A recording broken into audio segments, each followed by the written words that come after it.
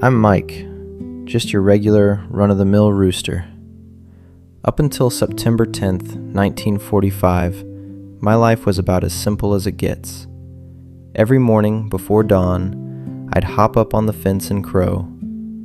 During the day, I'd scratch around the yard in Fruita, Colorado, pecking at corn kernels and chasing bugs, dodging the pushy, peck-happy hens at feeding time. At night, I'd tuck myself into a corner of the coop and sleep. I'd watched way too many of my buddies get carried off by the farmer, Lloyd Olson, and never come back. I knew what that shiny axe meant. I just never figured the story would go so completely off the rails when it finally came for me. That day, the air smelled like sweet, fresh-cut corn. Olson's mother-in-law was coming for dinner, so he walked into the chicken run while I was busy pecking at a kernel that had fallen on the ground. The second that axe fell, it was the worst pain I'd ever known. My whole world exploded into black, and everything spun out of control. I figured I'd wind up on the dinner plate, just like all the others. But I didn't die. When I finally could feel my claws again, I was still standing there in the yard dirt. I shook myself off, and somehow I didn't topple over. The world looked all wrong. I couldn't see straight ahead anymore, only little slices of light off to the sides. I tried to lower my head to peck at some grain, but there was no head to lower. The stump on my neck burned like fire, and every breath tasted like rust. I heard Olson suck in a sharp breath. I saw him holding my head, eyes wide as saucers. I had no idea what he was so shocked about. I just wanted to keep living, even if everything felt completely off. That night, I still trundled back to the coop like I always did. I tried to tuck my head under my wing. It's instinct, what we chickens do. But there was nothing there to tuck. The pain flared up again, so I just stood there, crooked, and waited for morning. Olson didn't throw me in the pot. He seemed half scared of me, half fascinated. He started feeding me with an eyedropper, a slop of milk and ground up grain, right down the opening in my neck. At first I fought it, flapping like crazy, but I was so hungry. When that warm food hit my stomach, I finally relaxed. He'd put cool drops on the exposed tissue where my eye used to be, clear the gunk out of my throat with a tiny tube, and keep me in a box lined with soft straw so the other birds wouldn't peck at me. I got used to the new routine pretty quick. No more fighting for food. It came on schedule, straight down the hatch. I could still walk around the yard at my own slow pace. I could even flap up onto a low wall. Every sunrise, I'd still stretch my neck up and try to crow. But nothing came out except this gurgling, rumbly vibration deep in my throat. I thought life would just go on like that. Then one day, Olson put me in a little cage lined with soft cloth and loaded me into the car. We drove for what felt like forever. I must have dozed off a dozen times in that cage. When they finally pulled me out, I was hit with a wall of noise, crowds of people, and flashing lights. My claws started shaking from all the racket. Folks pushed forward, pointing and staring. Some screamed, some laughed, some covered their eyes like they couldn't bear to look. I didn't understand what they were staring at. I was just a chicken without a head, but I was still alive. After that, we traveled all over. New York, Los Angeles, Chicago. Every time the cage door opened, hundreds of eyes were on me.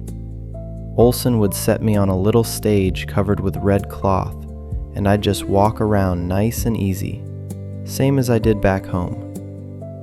I heard them call me Miracle Mike, the most famous chicken in all of America. They said I was making Olson a small fortune. A fortune? I had no clue what that even was. All I cared about was that Olson never let me go hungry. No matter where we were, he fed me on time and put those cool drops in my eye tissue. Some folks called me pitiful. Others called me tough, a survivor. A few even cried in front of me, saying if a headless chicken could keep going, their own troubles were nothing. I still didn't understand. I never set out to be anyone's hero or to make some big, grand miracle. All I did was refuse to let go of the ground when the axe fell. I just waited for daylight on the nights the pain kept me awake. I just felt grateful every single time that warm mash slid down my throat. The months slipped by. Fall turned to winter, then spring bloomed again. I went from 2.5 pounds to nearly 8, bigger, stronger than I'd ever been before that axe fell. Olson said I'd lived almost 18 months and was the most incredible chicken on the planet. But even I couldn't go on forever.